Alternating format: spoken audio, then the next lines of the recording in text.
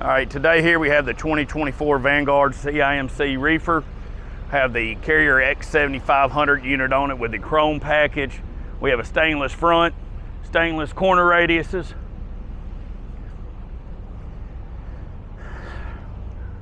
We have the black aerodynamic skirts, got 5 lights, top and bottom rail, outside aluminum wheels, tire inflation.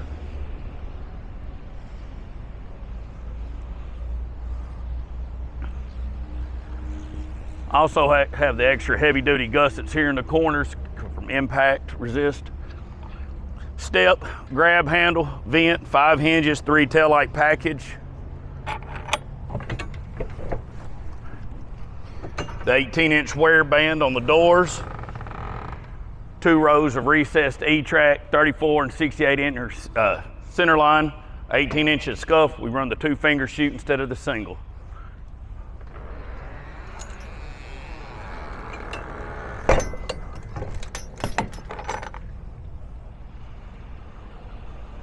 Over here is just a continuation.